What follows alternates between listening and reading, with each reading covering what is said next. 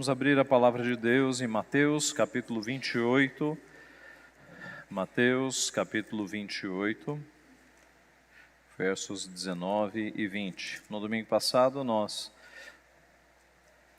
falamos sobre a ressurreição de Cristo. E na ordem cronológica, depois da ressurreição de Cristo, você tem os discípulos no caminho de Emaús, você tem alguns outros eventos e você tem este episódio em que Jesus reúne os discípulos e dá a chamada grande comissão, a grande tarefa. Mateus capítulo 28, leiamos o 19 e o 20. Ide, portanto, fazei discípulos de todas as nações, batizando-os em nome do Pai, do Filho e do Espírito Santo, ensinando-os a guardar todas as coisas que vos tenho ordenado. E eis que estou convosco todos os dias, até a consumação do século. Vamos orar mais uma vez? Pai Santo, te agradecemos por tua palavra, que nos edifica, que nos exorta, que nos coloca nos caminhos da tua vontade. E pedimos que, mais uma vez nesta manhã, nós sejamos exortados pelo Senhor, especialmente na nossa tarefa de fazermos discípulos. Instrui-nos, Pai, mostra-nos a necessidade de te obedecermos nesta área, ajuda-nos, fortalece-nos com a tua palavra, a fim de que nós sejamos praticantes dela, que nós não saiamos daqui e esqueçamos aquilo que ouvimos, mas que assumamos o compromisso de sermos anunciadores do teu evangelho, de fazermos discípulos onde quer que nós passarmos, Pai. É o que nós pedimos, agradecidos e em nome de Jesus. Amém. Meus irmãos, nos primeiros séculos a igreja cresceu, não com cruzadas e conferências, mas cresceu porque os vendedores anunciavam o evangelho a outros vendedores. Os soldados anunciavam o evangelho de Cristo a outros soldados. As donas de casa compartilhavam a sua fé com outras donas de casa. E foi por isso que o evangelho, nos primeiros séculos, se multiplicou. Não foi pela marcação de eventos gigantescos, mas foi porque cada discípulo de Cristo era um anunciador do discípulo de Cristo. Cada um, homens, mulheres, crianças, idosos, iam transmitindo a fé de Jesus a outras pessoas. O texto que nós lemos, conhecido como a Grande Comissão, estes dois versículos têm sido muito mal interpretados nos últimos tempos. Muitos se referem a estes versículos como o ide de Jesus, o imperativo do ide. O ide como sendo o mais importante do versículo, mas não é. O ide aqui é um mero detalhe. O mais importante deste versículo, dentro da construção gramatical, dentro das palavras que Jesus usou, é fazei discípulos. Fazei discípulos. Em português, o ide está no imperativo, é óbvio. Mas quando Jesus falou essas palavras, não estava lá no original, em que foi escrito no grego, inclusive. O imperativo é fazei discípulos. É o mais importante. Então, vamos arrumar isso na nossa cabeça. O mais importante deste texto não é ir. O mais importante é fazei discípulos. O imperativo está aqui, a ênfase do texto inteiro está no fazei discípulos. E todos os outros elementos orbitam ao redor desta parte principal, fazei discípulos. E eu gostaria de, nesta manhã, mostrar aos irmãos como de fato esta é a parte principal, o fazer discípulos, e quais são as outras informações que estão orbitando ao redor de fazer discípulos. E elas são 6 informações importantes, 6 informações, 6 pontos muito importantes. Nós fomos chamados para fazer discípulos, nós fomos chamados para fazer discípulos. Nosso Senhor Jesus arregimentou primeiro 12 apóstolos e Ele deu ordem para que esses 12 fizessem novos discípulos. E foi assim que o Evangelho cresceu, com um discipulando ao outro. E assim o Evangelho multiplicou-se e atingiu outras nações. E cá estamos nós no Brasil, porque homens vieram no passado e fizeram novos discípulos. E nós estamos aqui, discípulos de Cristo, porque homens e mulheres vieram no passado anunciar a mensagem. O apóstolo Paulo, escrevendo a Timóteo, diz assim: E o que de minha parte ouvistes através de muitas testemunhas, isso mesmo transmite a homens fiéis e também idôneos para instruir outros. Timóteo, o que você ouviu de mim, você passe para outros homens, você compartilhe isso para que outros discípulos venham também. Então, ao redor desta ordem principal, fazei discípulos, você tem 6 informações muito importantes. A primeira delas é a ocasião, o ide. Ide. No original aqui, na língua em que foi escrita, o Novo Testamento foi escrito em grego. A ideia é indo. Enquanto vocês vão, façam discípulos. Na medida em que vocês vão, na medida em que vocês avançam, na medida em que vocês vivem, façam discípulos. Então, aqui ao invés de ide, poderia estar escrito indo. Perfeitamente possível. Enquanto vocês vão no novo bairro, no novo serviço, na nova escola, enquanto vocês vão, façam discípulos. Esta é a ocasião. Pastor, quando é que eu posso fazer discípulos? De acordo com a mensagem de Cristo, na medida em que vocês vivem, na medida em que vocês caminham, enquanto vocês vão, façam discípulos. Essa é a parte central da nossa missão, fazer discípulos na medida em que nós caminhamos. Chegou num bairro novo, faça discípulos. Novas amizades, faça discípulos. Novo emprego, faça discípulos. Esta é a ocasião, indo enquanto vocês vão. Essa é a primeira informação. A segunda informação é a razão. Por que nós devemos fazer discípulos? E no texto você observa a segunda palavra, portanto. Ide, portanto. Portanto, é uma das conjunções da língua portuguesa que nos remetem para o que está escrito antes. Portanto, por causa disso, por tudo isso, façam discípulos. Mas o que é que vem antes? Veja o verso 18. De Jesus aproximando-se, falou-lhes dizendo: toda autoridade me foi dada no céu e na terra. Por isso, façam discípulos. Porque toda autoridade me foi dada no céu e na terra, por isso, portanto, por conta disso, façam discípulos. Na medida em que vocês vão, façam discípulos. Meus irmãos, este versículo é muito importante para o entendimento da grande comissão. Na verdade, ele é essencial, porque ele nos mostra a razão por que nós devemos fazer discípulos. É porque toda autoridade foi dada a Cristo no céu e na terra. Note que nesta tarefa de evangelizarmos, de fazermos discípulos, nós não estamos sozinhos. Nós temos o respaldo do nosso Senhor Jesus Cristo. Ah, pastor, eu acho muito difícil evangelizar. Eu acho muito difícil falar da minha fé às outras pessoas. Eis aqui uma base de confiança em que você pode se firmar. Toda autoridade foi dada a Cristo no céu e na terra.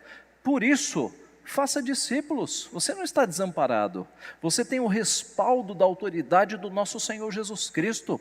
Quando você está evangelizando, falando de Cristo para outras pessoas, você está embaixo da autoridade do próprio Cristo. Isso nos dá uma confiança, meus irmãos. Há certas teologias no meio evangélico que tratam a evangelização como se fosse a venda de um produto, que você tem que ter lábia, você tem que ter eloquência, você tem que convencer a pessoa, porque se a pessoa não for convencida, ela está perdida. Acaba tornando-se uma missão sua, o peso cai sobre você. Isso é totalmente antibíblico. A Bíblia diz, Cristo disse, toda autoridade me foi dada no céu e na terra, por isso, façam discípulos, anunciem, eu estou dando cobertura, eu estou dando respaldo. Então, nós pregamos o Evangelho da nossa forma, e a obra é de Cristo, a obra é de Deus. Você não precisa de um curso de evangelização para pregar o Evangelho. Basta você dizer o que Deus fez na tua vida, como você era antes e como você está agora. Alguém já disse que pregar o Evangelho assemelha-se a um mendigo que encontrou pão e que sai contando para os outros mendigos onde é que tem pão. É isso que nós fazemos. Nós encontramos a Cristo, nós encontramos a salvação. E agora nós contamos para outras pessoas que estão batendo cabeça nessa vida, que estão em trevas, perdidos. Onde é que há salvação? E a salvação está em Cristo. Então, qual é a razão de nós fazermos discípulos? É porque toda a autoridade foi dada no céu e na terra ao nosso Senhor Jesus Cristo. Nesta tarefa de pregar o Evangelho, de compartilhar a nossa fé, nós não estamos sozinhos, nós estamos embaixo da autoridade do Senhor. Terceira informação importante, nós já vimos a ocasião, que é o ide ou indo, a razão, que é o portanto, e agora a abrangência. Note no texto: fazei discípulos de todas as nações, de todas as nações.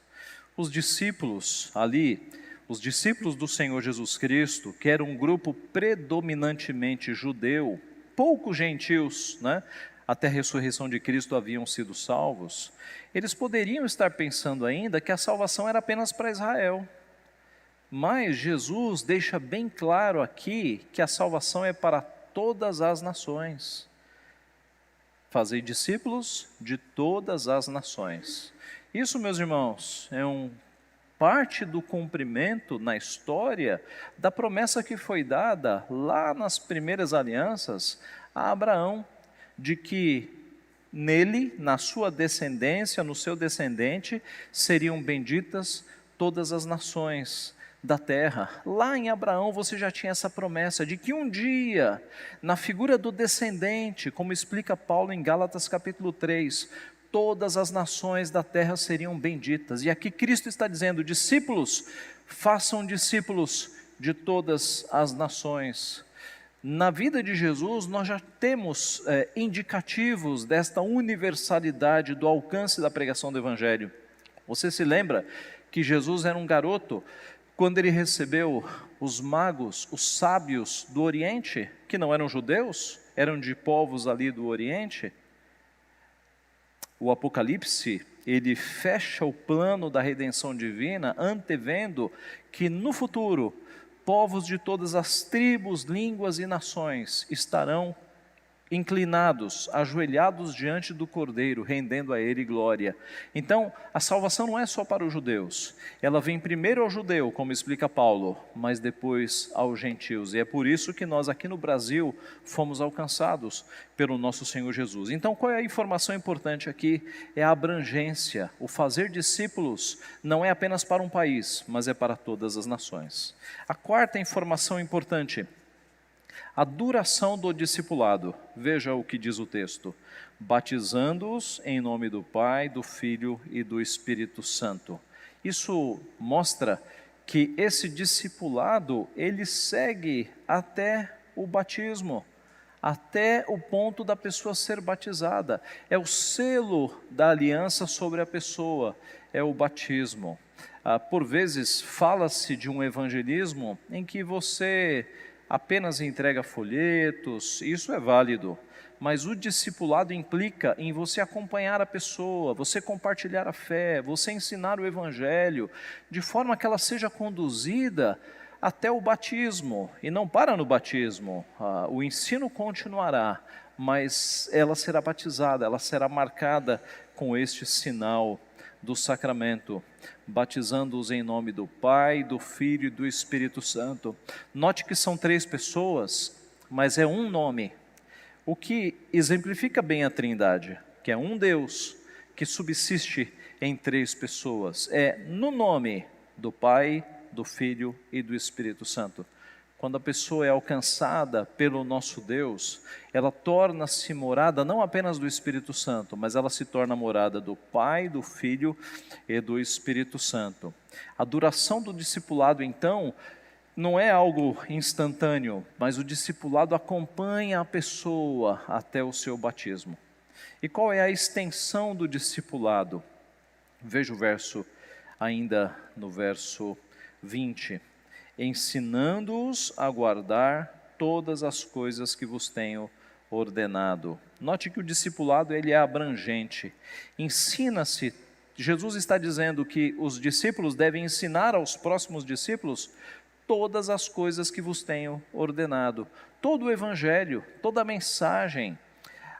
O apóstolo Paulo tem palavras semelhantes, quando lá em Atos 20, despedindo-se dos presbíteros, ele registra: eu vos protesto no dia de hoje, que estou limpo do sangue de todos, porque jamais deixei de vos anunciar todo o desígnio de Deus.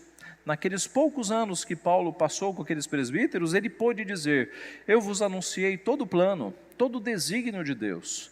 Na nossa evangelização, quando nós vamos anunciar a Cristo para as pessoas, nós devemos falar de céu e de inferno. Nós devemos falar da bênção que é servir a Deus e do sacrifício que é servir a Deus, dos amigos que nós vamos perder, dos familiares que vão nos rejeitar. Nós devemos falar da cruz e da coroa.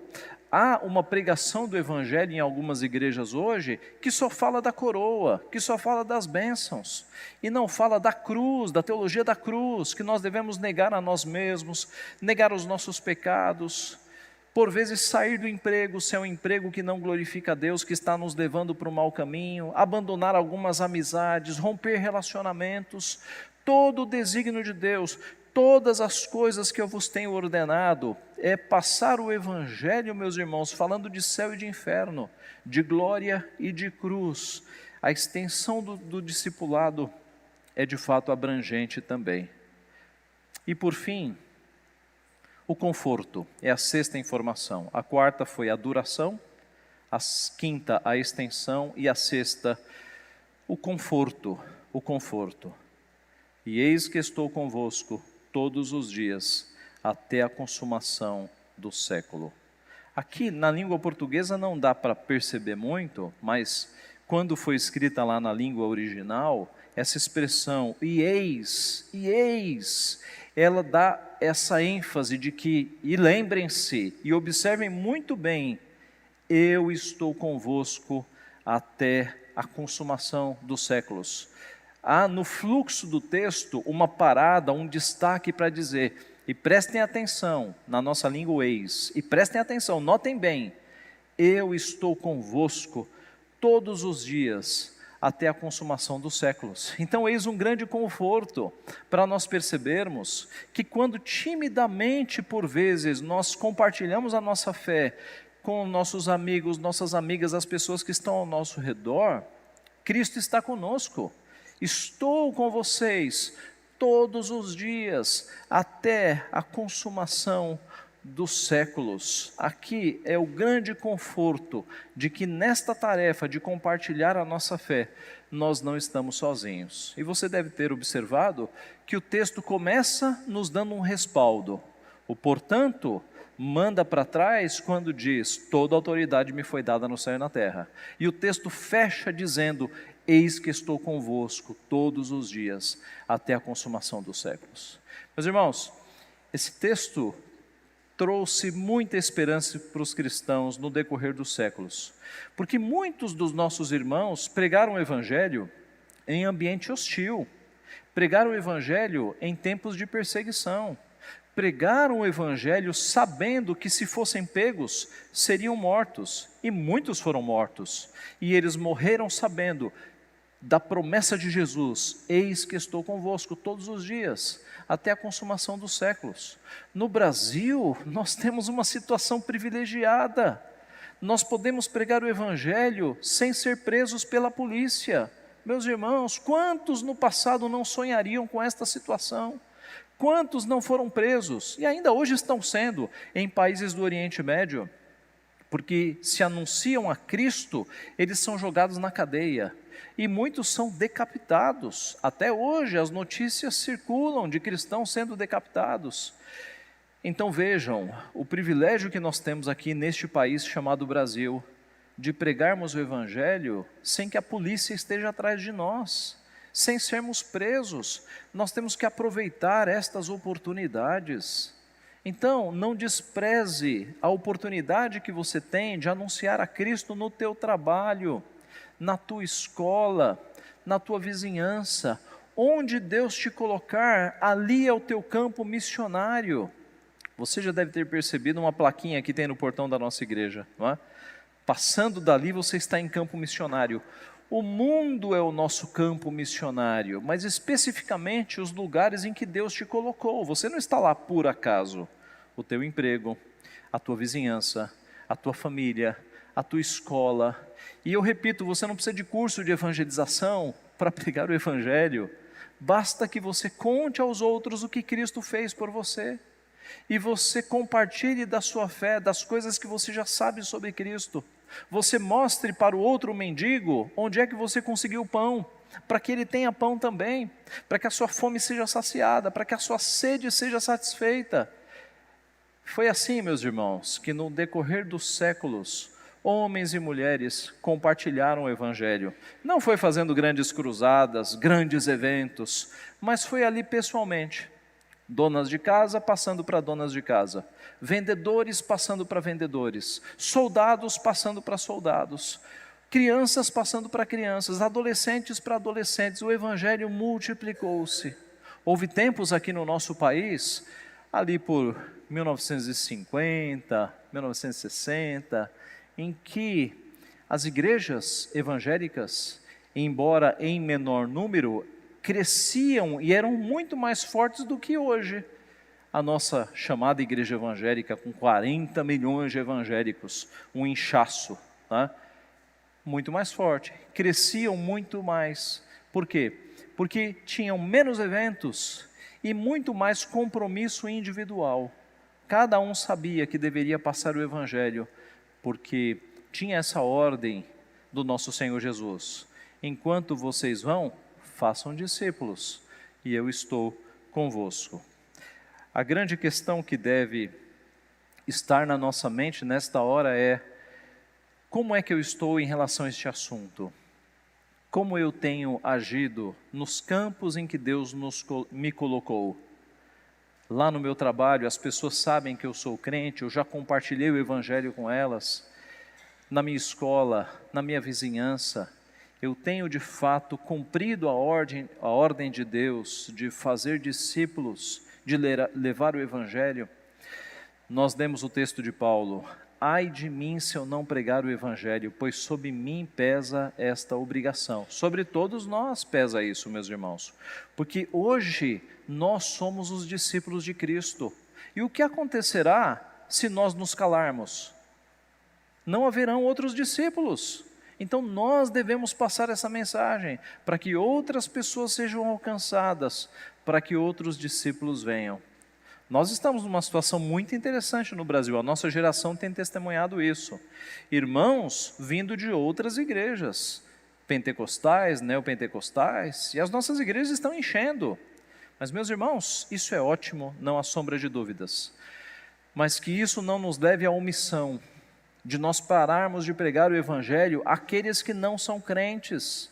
Eles estão nas trevas, eles precisam ser libertados. Nós precisamos pregar o Evangelho àqueles que estão ao nosso redor padecendo, procurando pão e não encontrando pão, procurando água espiritual e não encontrando água. Nós temos o pão espiritual, nós temos a água espiritual.